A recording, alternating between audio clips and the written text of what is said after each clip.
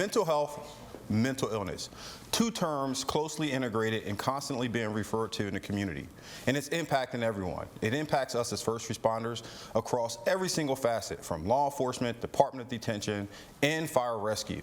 And so we focused on how do we handle mental health internally? What can we do to make sure that our personnel are getting access to the necessary care and treatment to make sure that they're not only physically healthy, but mentally healthy? And then we also have to take on a consideration about what are we doing in our Department of Detention.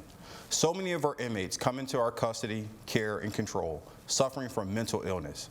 It's important that we recognize that and put in programs that can help better the quality of life for our inmates.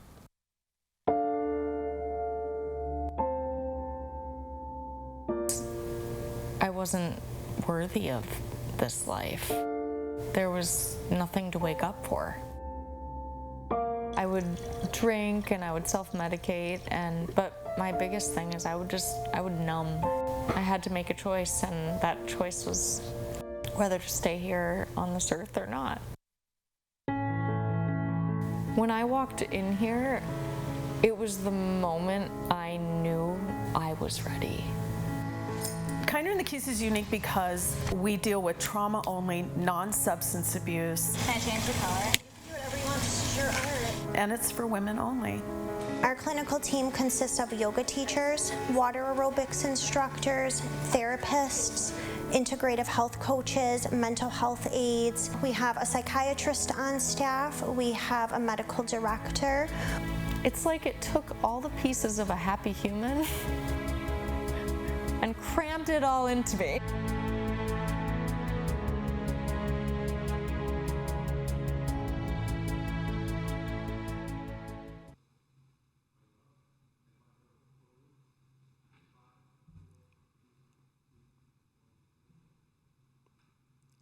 Good afternoon. I'm Yolanda Cash-Jackson, and I'm an advocate. But today I'm here to introduce Avin, also an advocate in my kindred spirit, someone who I call my work nephew.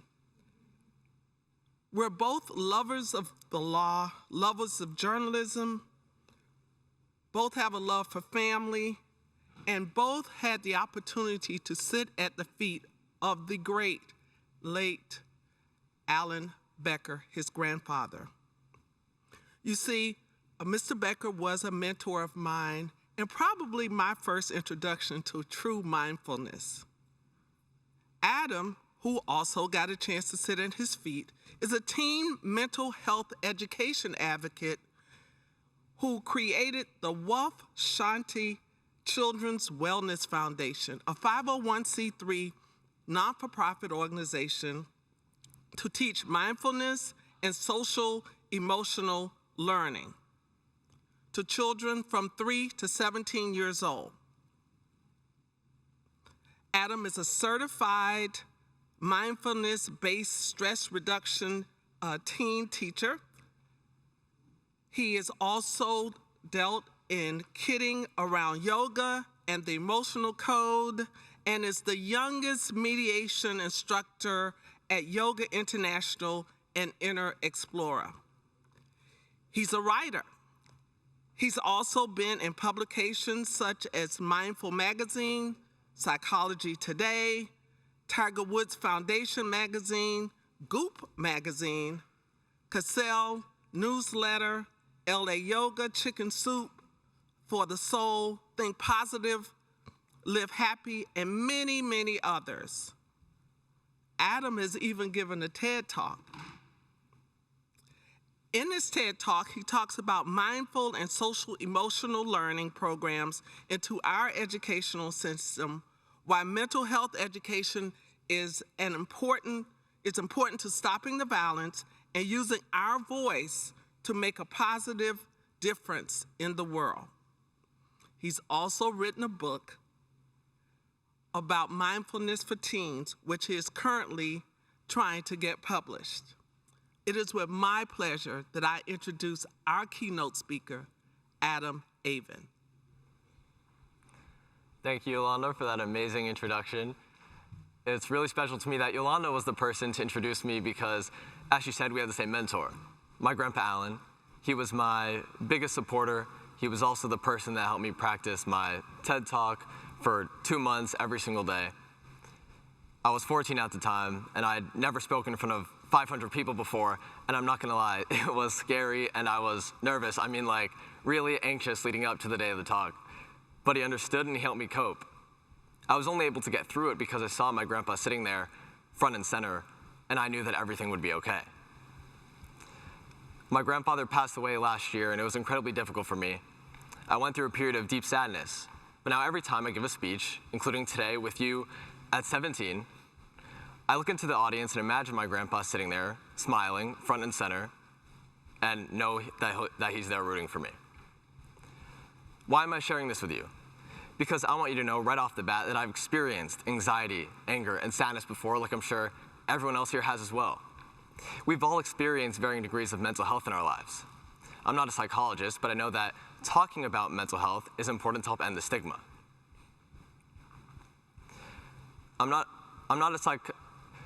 As a mental health education advocate and as a teen or young adult, this message matters to me. Mental health is the #1 thing that most people deal with every day. And unfortunately, self-harm, suicide, violence towards others, and homicide rates have risen significantly. I've noticed that there are a lot of appreciation weeks or months to bring awareness to things, such as Mental Health Awareness Month and tomorrow National Suicide Awareness Day. And that's great. Let's keep the conversation going every day. I want to talk about language and communication.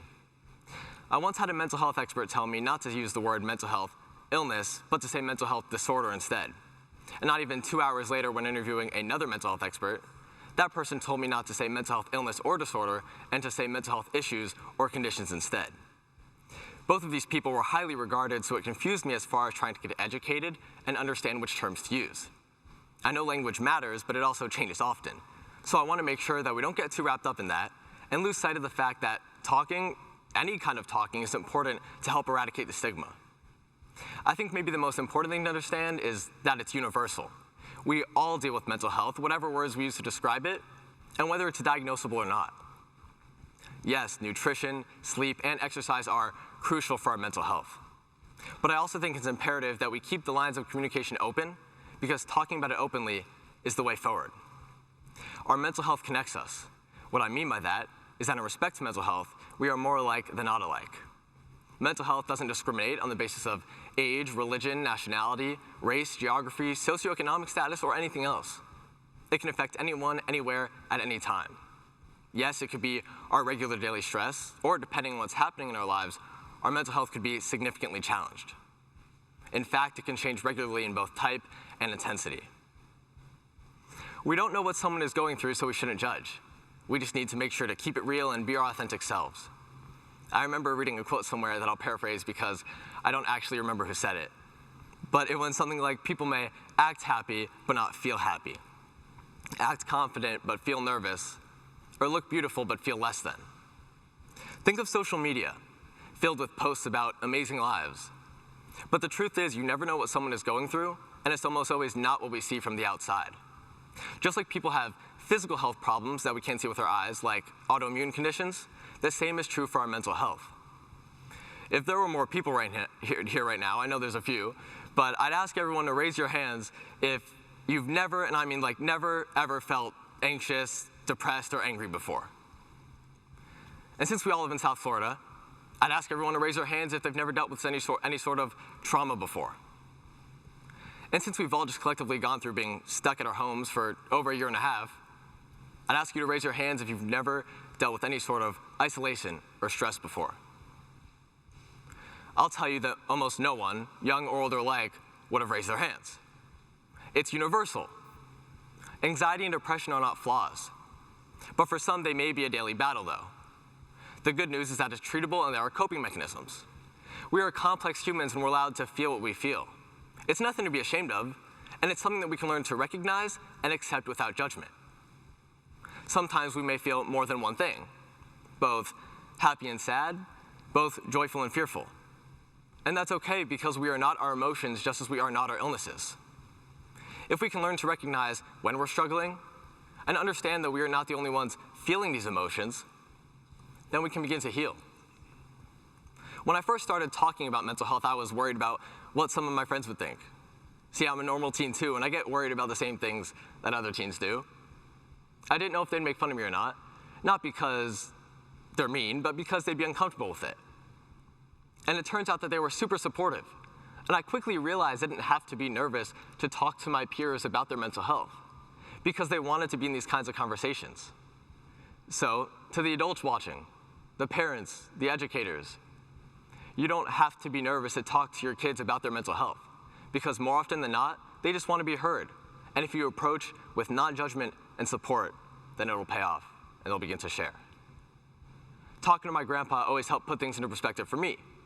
He believed that our minds had the ability to lead us down a path of positivity or negativity, to make us feel well or unwell. Scientists believe in the mind-body connection too. This tells me that since mental health is such a prevalent issue, we need to be teaching healthy coping mechanisms. Take code red drills, for example, which can be incredibly anxiety-producing, especially in our community after the tragedy at MSD in Parkland. Imagine not knowing whether to evacuate when you hear a fire alarm go off, or being shoved in a closet with 20 other people, or having to line up against the wall silent in the dark, not knowing what's going on outside the door. And then 10 minutes later being forced to sit down and take a calculus test. That's how I feel every time I go through one of these drills. We were just in fight or flight mode, so let's get back into a learning mindset before we're forced to sit down and take a test. A mindfulness practice can help with dealing with stress and coping with emotions. A lot of people have different definitions of what mindfulness means, but I believe it's about focusing on the moment we're in without judgment, not worrying about yesterday or tomorrow. It's the ability to notice what's happening right now without getting overwhelmed by what's happening around us. If we can pay attention to the present moment, then we can live in kindness towards ourselves and others. Practicing mindfulness daily can help us counteract our negative thoughts and ground us in the here and now, allowing us to focus on one day at a time. One of our very own community organizers, Shelly Tiglieski, told me that trauma-informed mindfulness can help people who have gone through trauma because it gives them choice and power. Like, for example, not having to close your eyes if they don't want to, because it lets them know that they have a voice and that we hear them. Recently, because of COVID, a lot of people have been dealing with loss or trauma, especially in our community, again, after the building collapse in Surfside. There are many different techniques to deal with grief. One simple practice that we can do is put our hand over our heart for just a minute and give ourselves some compassion. Like I said, it's simple, but it really does help. After my grandpa passed away, the way my mom dealt with her grief was by writing to him in a journal, because it made her feel like she was still able to tell him things, and that helped her a lot. But things still take time to heal, and that's why we encourage practicing daily. Training our brains does not happen overnight. It's like going to the gym for our bodies. We need the tools during the rough times, and the best thing to do is prepare for them by practicing daily. Since our brains are wired to focus on the negative, which can be overwhelming and lead to pessimism, we need to figure out how to take control of our emotions and bring them back to a neutral place. Grandpa and I had a tradition every summer. He would take me to see a Broadway show. And before we'd even get to the show, he would talk to me about the plot, the history, what the writer's motivation was. And then right afterwards, he would talk to me about the lessons learned or the message. On one of our recent trips, we went and saw one of my all-time favorites, Dear Evan Hansen, which I feel like is really relevant to bring up here because it's all about the challenges of mental health, learning self-awareness, and developing compassion. It's really about making sure no one feels alone. But I also think it's about accepting life for what it is, not equating happiness with perfection, but accepting and finding moments of happiness within the imperfections of life. And pausing is a powerful technique to help with that. We can learn to take a step back, to pause, and to respond instead of react. Our prefrontal cortex is the part of our brain that controls attention, impulse control, decision-making, and is still developing into our 30s. How many times have you sent a text reply within 30 seconds because you just had to reply, sometimes out of emotion, and then regretted what you had sent? Or maybe you could have said it better if there was a pause first. That's the prefrontal cortex. And maybe the late development of it is one of the reasons why the statistics for self-harm and violence towards others and death by suicide and homicide are higher for teens than any other age group. Thankfully, there has been a shift in recent years to remove the shame associated with having a mental health condition. If we broke our ankle, we wouldn't be embarrassed to go to the emergency room for help. And the same is true for our mental health. We need to talk about mental health with the same acceptance and compassion and without judgment. And this will end up lowering the statistics. I like to ask other teens what they think can help with mental health, because I believe that teens are more likely to listen to their peers. A friend of mine, let's call him Brandon, was constantly feeling sad, using all of his energy to mask it. He would put on a happy face for most of the day with friends, extracurriculars, family, and then would be up at all hours of the night feeling hopeless and sad. It got worse and worse, eventually bleeding into his everyday life. And suicidal thoughts became almost constant. Brandon decided to talk to his parents about it, which, as you can imagine, was very difficult for him. And he began seeing a therapist. Brandon explains that having someone to talk to and have that outlet helped him a lot because communication was essential in helping Brandon effectively deal with his depression. By talking about our experiences, we may not only help ourselves, but also help others who are dealing with similar issues. 1 in 5 Americans have a diagnosable mental health condition, and 75% of people everywhere deal with some form of mental health distress before the age of 25. It may not be the same exact experience, but everyone has experienced strong emotions, difficult issues, conditions, and/or traumas. There is also more acceptance and compassion in the world than ever before. I know it may not always seem like it, especially when we watch the news. But just the fact that more people are willing to speak up and share their stories and talk about mental health proves that we are not the only ones who have felt a certain way. For example, Carl Nassib, a defensive lineman for the Las Vegas Raiders, the first active NFL player to openly come out as gay. Kevin Love, a professional basketball player for the Cleveland Cavaliers, spoke up about his struggle with depression. Naomi Osaka, a tennis player, talked about her severe anxiety. And Simone Biles, an Olympic gymnast, withdrew from some of the competitions due to struggles with her mental health. Steve Ronick of Henderson Behavioral Health in our community suggests that since we're social people, we need to have one person that we can talk to and feel connected to. In fact, scientific studies have shown that we only need one person to make us feel like we aren't alone. It can be a family member, a friend, a guidance counselor, or a therapist or psychologist. Asking for help does not make us weak. I'd argue that it makes us stronger, that it empowers us. All you have to do is find that one person and talk to them. I mean, actually authentically talk to them. We text all the time about how we're feeling. But the problem with that is we don't actually talk enough about how we're feeling. Would you believe me if I told you that the World Health Organization says that our phones have become a recognized addiction? The rise in self-harm and harm for others correlates with the rise of the smartphone popularity. Smartphones have tricked us into thinking that we're connected when actually we are more disconnected than ever. If you add in social media and the ease of which one can be bullied and the fake perfection that goes along with it, then you can understand why I'd say putting down your phone is even more of a reason that it would help your mental health. I don't mean forever. I use my phone just as much as the next person, and I don't want to be a hypocrite. But before COVID, I was off social media for about 8 months, and I felt so much freer. I was able to be with my friends in person more, didn't feel like I had to prove myself to anybody, didn't feel addicted, was with my family in person more, had more time to focus on my schoolwork, and just felt overall happier. And then, like I said, COVID happened. And I had no choice but to get back on socials because that's the way that all of my friends communicated.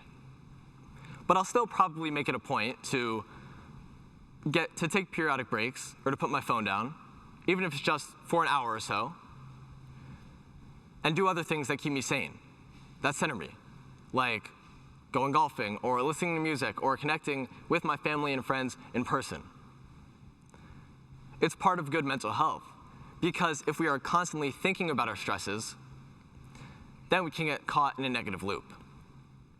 Gina Beagle of Stress Teens urges us to implement regular self-care techniques, even if it's just checking in with ourselves or asking for what we need. She says that if we are not engaging in self-care, then we're engaging in self-harm. It's not selfish to take care of ourselves.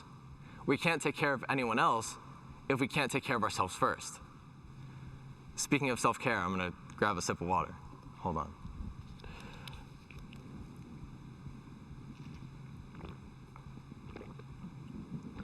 All right, sorry about that. Self-care is important because we can have multiple emotions at the same time and be in two mental places at the same time. For example, someone can be really stressed about prepping for a job interview, which is considered a normal stressor, but could also be dealing with an eating disorder, which is considered a problem. Being stressed out for the job interview is not an anxiety disorder, but having anorexia is considered a mental health disorder. Like in my case, I'm studying for the SAT and completing college apps, and yeah, that's stressful. But I also dealt with serious grief after my grandpa passed away. At one point, I had to reach out to a teacher and let her know that I was exhausted from it all, and I asked for help. And she didn't think anything less of me of it. And she helped me by listening and by being supportive. Self-care is more than taking a spa day. It's about treating ourselves with the same acceptance and compassion that we give to someone else who is suffering or struggling. We've all been taught that we have choices to make. We can see the glass as half full, or we can see it as half empty. But are those really the only two options? I mean, isn't the glass refillable? Now that's a very powerful thought to consider because that means that we could always rewire our brains. We just have to keep practicing refilling our cup. Think of it as the ultimate in self-care, keeping us from being stuck in the sadness of yesterday or the anxiety of tomorrow. You would never let your phone battery get down to 0% without making sure it's charged. So don't let our bodies or our minds get down to 0% either. We definitely need to feel our emotions, but we also need to learn how to process them in a healthy way. It's about acknowledging our emotions, accepting and regulating them, and then releasing them. But in order to release them, we first have to be aware of them. Social emotional learning, or SEL, is the process of developing the self-awareness, self-regulation, and the interpersonal skills that are so necessary in life. Once we become aware, then we can learn appropriate ways to respond. And this will give us a better relationship with ourselves and others. It's actually very empowering because learning these tools can help us be happier and healthier. And this is where mindfulness comes into play.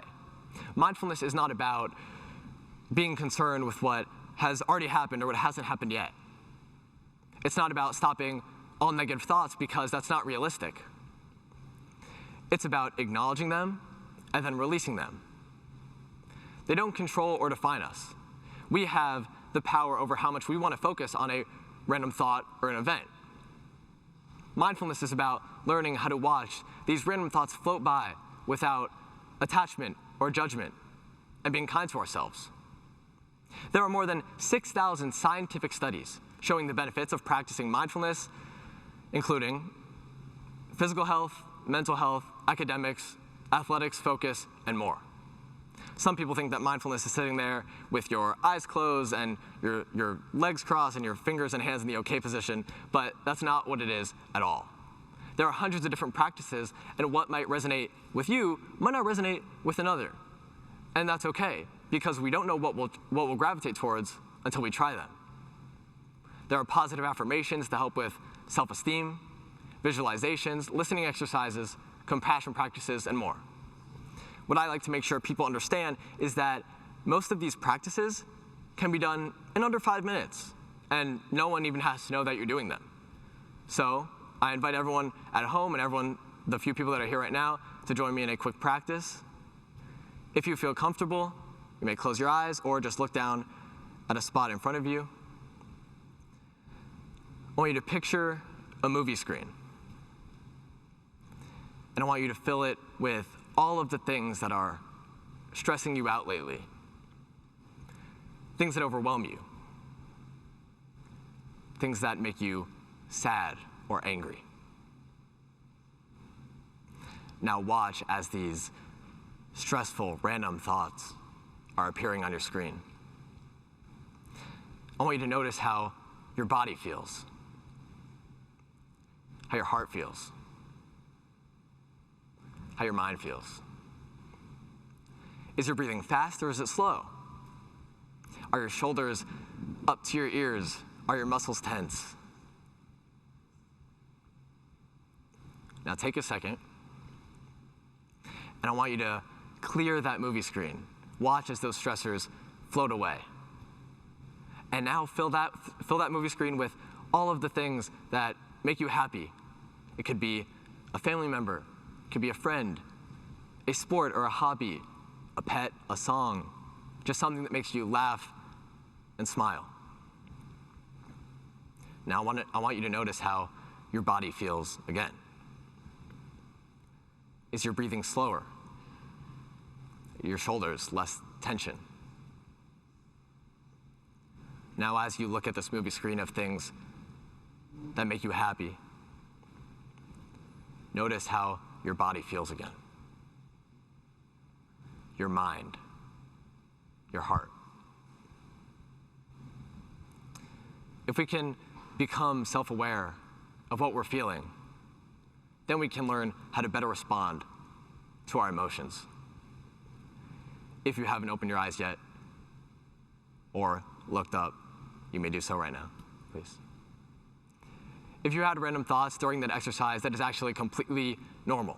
In fact, we each have over 50,000 random thoughts a day.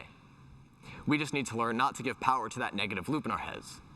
The goal is to simply just focus on something other than our negative and random thoughts. And if our mind wanders, learning how to bring it back.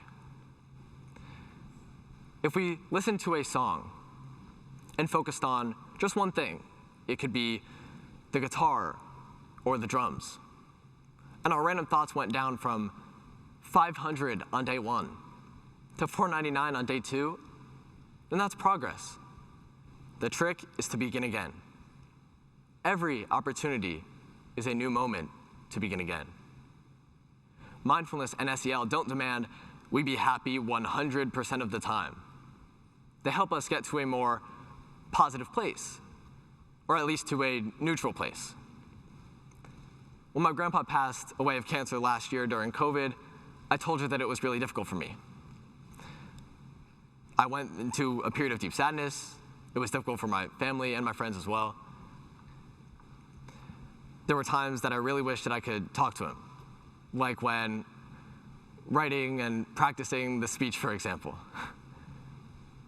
But what I didn't tell you was one of the lessons that he told me right before he passed. One time, towards the end of his battle with cancer, he sat me down outside and he took out his phone, which had his notes on it. And he started talking to me about driving tips. And I asked him, "Grandpa, why are you talking to me about this?" And he said, "I want to make sure that we get the chance to talk about something that would be such a big part of my life." He also talked to me about his favorite movies, Broadway shows, songs, comedians, and TV shows. I asked Grandpa how he could be so positive right now with everything going on with his cancer. And he said, "Well, to be honest, I've tried getting to positive. I've always been known for my optimism and my positive attitude. But that doesn't mean being blind to realities. So I decided to get to neutral." This was a poignant lesson for me because it helped me realize that there is something between negative and positive. It's neutral. And to me, that's balance. We don't have to be happy 100% of the time. We can feel our feelings and learn to cope with them.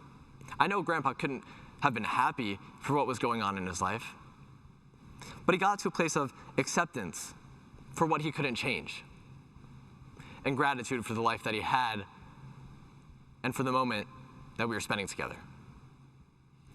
Getting to neutral and living in gratitude for the moment were self-care techniques for Grandpa. A daily gratitude practice can help us be in a better mental place. For example, how can we be grateful for COVID? So many people lost loved ones and were devastated by it. But are there a couple things that we can thank COVID for? Like, we all probably appreciate our health a little bit more. We all probably appreciate spending time with our family a little bit more, meaning that we might not take that time for granted like we maybe would have before COVID. And here's another one. COVID has opened up the door for so many more people to talk freely about their mental health, especially among teens.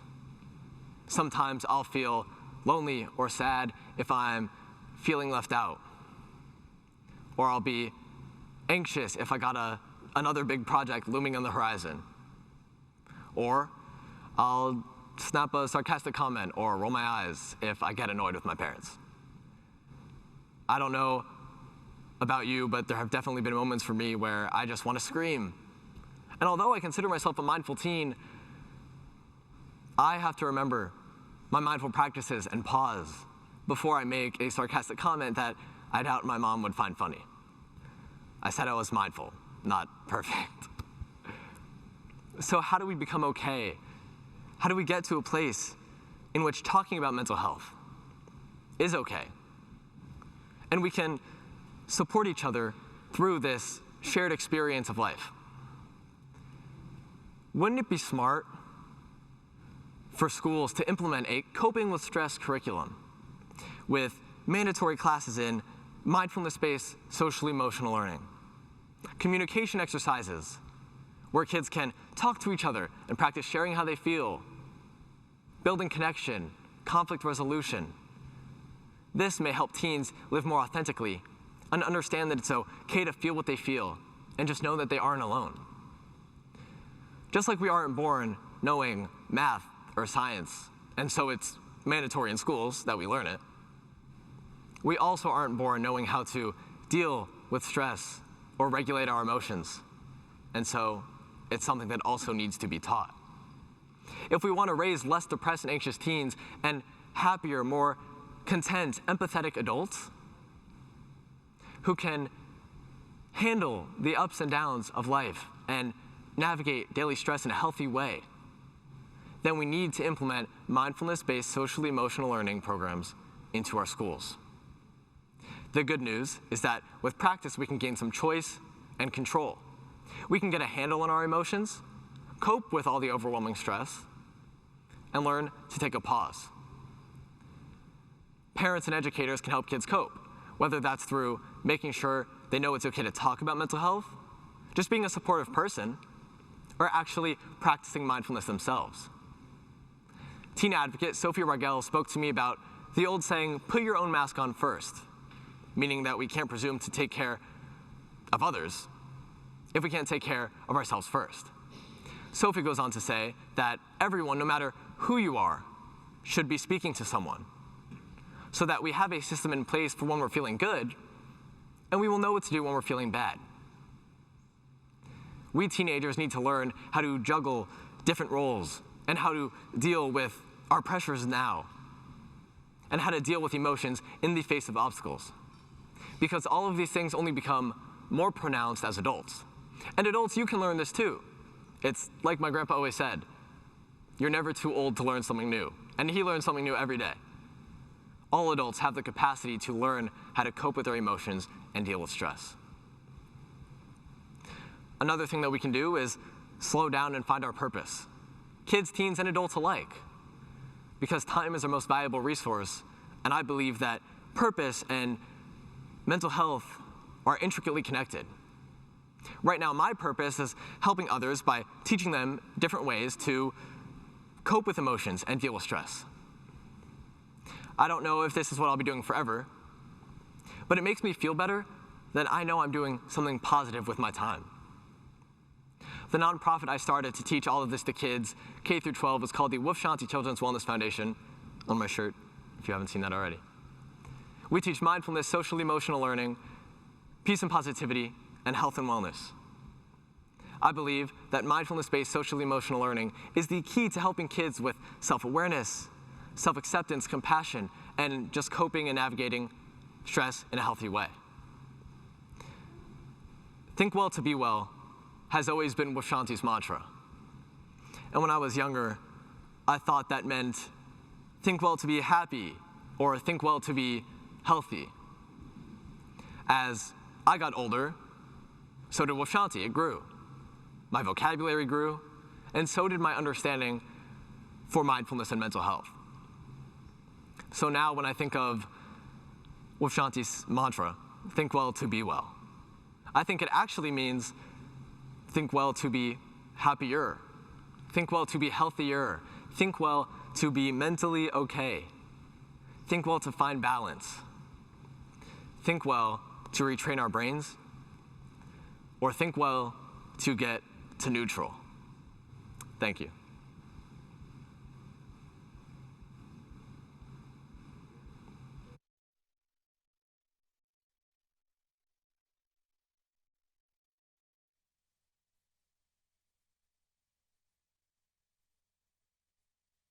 COVID-19 pandemic has forced us to make changes on so many levels. Feeling alone and isolated is something that we've all felt, and not knowing what to expect has made life a lot more challenging. Just as our bodies need to be fit, so do our minds. And the best part, there is no cost if you're covered by Medicaid or health insurance.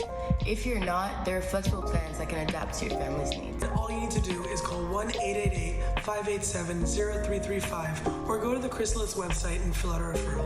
A Chrysalis specialist will walk you through the process. If you're struggling, reach out. Work through what is holding you back so we can all start a bright new school year.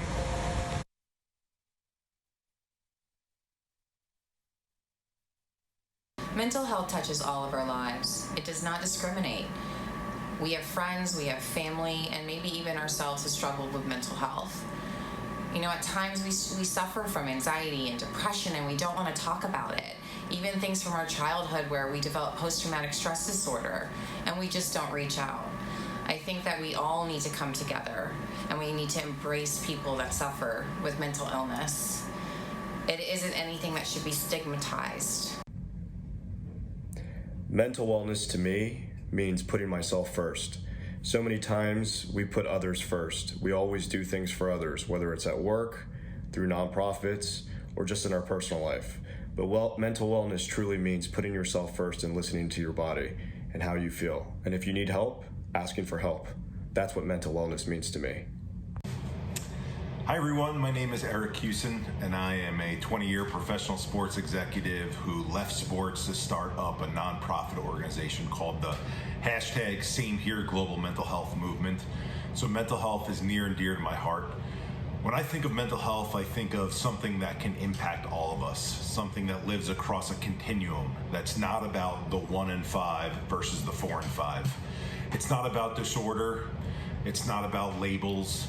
It's about all the things that contribute to how we feel. Our genetics, our life experiences, the lifestyle choices we make, and how they combine together to essentially be this mishmash and mixture of how we go about our day-to-day and how much we can attack our day. And so I'm in this with you. I face challenges just like everyone else. We all do. Same here. To me, mental wellness is something achievable by all of us in our own way. It brings us a sense of balance and calmness in our very busy lives so we can continue to live, work, and play, and hopefully find happiness in all that we do. It is truly exciting to alter our goal to mental wellness toward the person becoming the best that they can be within their capabilities, their motivation, their judgment, and their support system. When I think of mental health awareness, I think of two words. I think of honesty and resiliency. When I refer to honesty, what I mean is that one needs to be honest with oneself and acknowledge that they might need to ask for help and that there's no shame in that.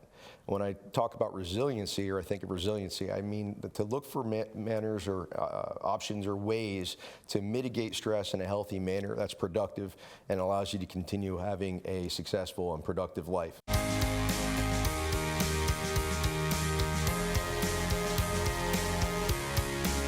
My name is Rob Connors, deputy with the Broward Sheriff's Office. We're out here at the Public Safety Building with the Sheriff's Foundation and the Girl Scouts, showing them some of our equipment from the Broward Sheriff's Office Bomb Squad, especially this new nano x-ray system that the Sheriff's Foundation has purchased for us that we get to use more in a tactical situation.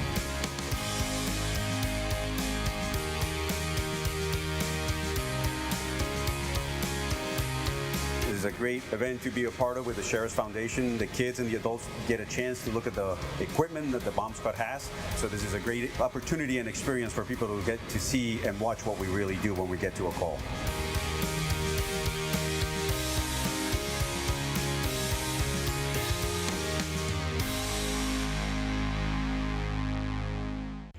What is mental health? When you think of a formal definition of mental health, it can incorporate your emotional, your psychological, and your social well-being. But I think when we break that down and look at what it entails, it's how you handle life's stress. It's how you react to others. It's how you handle and make choices in your day-to-day living.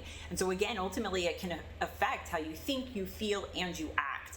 I know for myself and how you would work on improving your mental health is that you look at different areas of ways that you can give back to yourself, whether that's taking a moment during the day just to take a deep breath and connect that throughout the day. That's one thing that works for me if I'm having a moment and I just need a reset. Another way is I will bake. I love to get in the kitchen and put my mind on something else, and ultimately it leads to the end effect of helping me decompress from the day that I've had. So looking forward to ways that can help to improve your mental health by practicing self-care.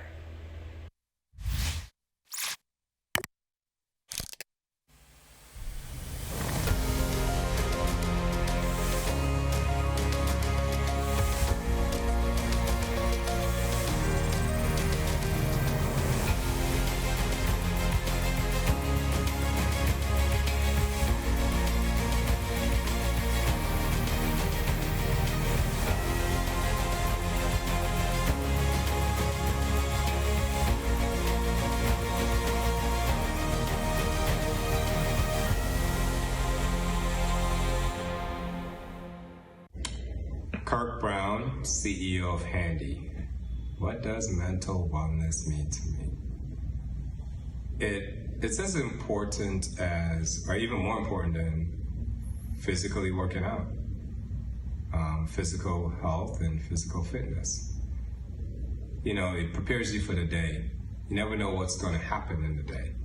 And I do believe that keeping everything in shape, anticipating your day, and getting ready, you know, is a part of mental wellness. It is a part about, you never know what interactions are going to happen throughout the framework of your week, your day, or even in life. And I think mental wellness is, you know, the exercise that you need to bring your soul, your spirit, and your body through in order to be a complete person throughout your day.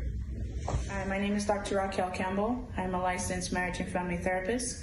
I proudly serve as the clinical therapist here at Handy. I provide individual, group therapy, family support for our youth and families in need. Mental wellness to me is an individual process. It's an ongoing journey, but it takes us being proactive and working on our wellness on a daily basis. For me, that requires me to engage in some self-care, setting boundaries so that I can take care of myself, to be able to be there for others. What is mental wellness to me? It's me taking care of myself, putting myself first so that I can be well for others. Hi, I'm Carlisa. I'm a success coach here at Handy. And when I think about the term mental wellness, I think about mind, body, and spirit. I feel like mental wellness is a product of the three of those factors. Being in balance, being in a space where you're able to distinguish between the three, but yet see how they integrate to create mental wellness. Hi, my name is Christopher Vaughn. I'm a Handy alumni, and mental health for me is, you know, it's a peace of mind where you can think clearly, you can achieve goals, you can set goals, you can set boundaries that you can definitely say, hey, I'm gonna accomplish this, I'm gonna start, and I'm definitely gonna finish. Hi, my name is Andre Garnier. I am the program manager over at Handy. Mental wellness to me means taking care of your mental, your emotional, just like you take care of your physical. My name is Esther Garnier, and I'm the Career Development Coordinator for Handy. What mental wellness means to me is understanding my own shortcomings in order to be of better service for my community. Hello, my name is Cuba Desmond. I am a life coach here at Handy. When it comes to mental health, it means balance for me. Mental health is one of the key components that most people overlook when it comes to functioning in everyday life, as well as personal life, social life, relationships all over. Mental health is not only good for the individual, but also society around them. Without mental health, a person isn't able to be functional in society, in my opinion.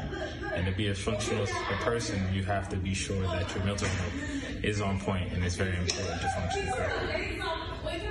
For the community. Because now I feel like there's a light at the end of the tunnel. To protect my patients. Because I wanted to protect myself. So I could go visit my mom. To protect my husband. I said yes to the COVID-19 vaccine because I have been the one present in the room with a patient's last breaths. If more people were vaccinated, we could put an end to this pandemic and get back to some sense of normalcy.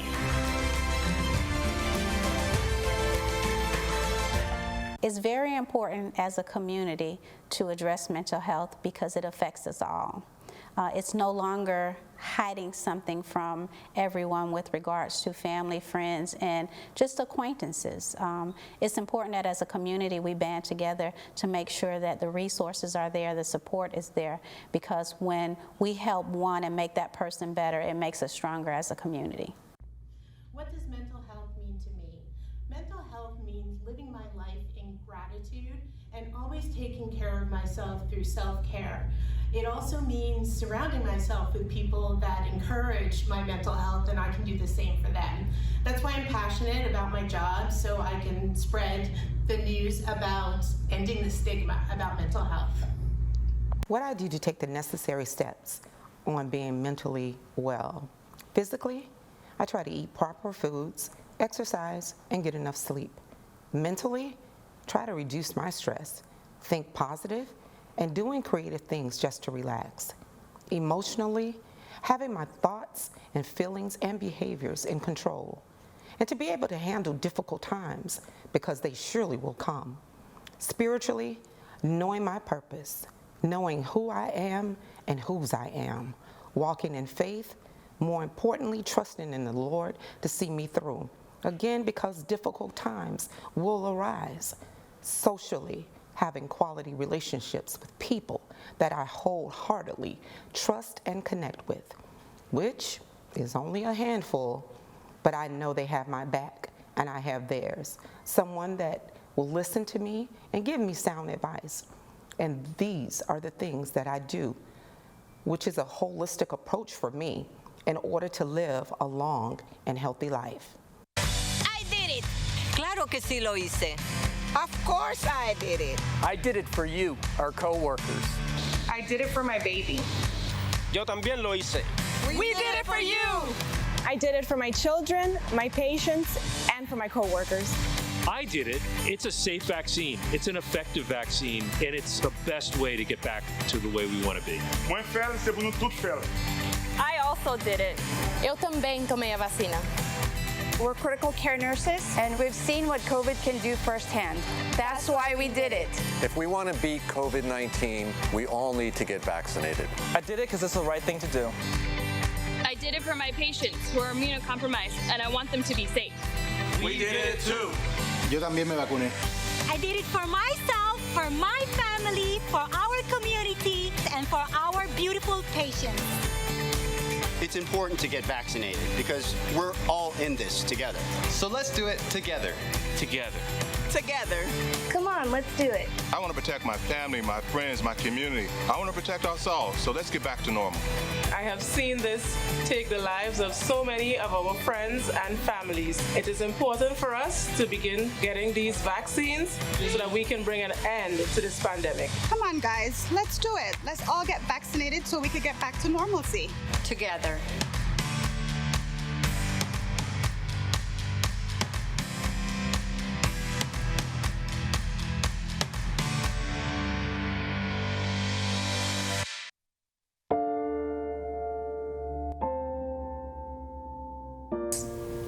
I wasn't worthy of this life. There was nothing to wake up for. I would drink and I would self-medicate, but my biggest thing is I would numb. I had to make a choice, and that choice was whether to stay here on this earth or not. When I walked in here, it was the moment I knew I was ready. Kinder in the Keys is unique because we deal with trauma only, non-substance abuse. Can I change the color?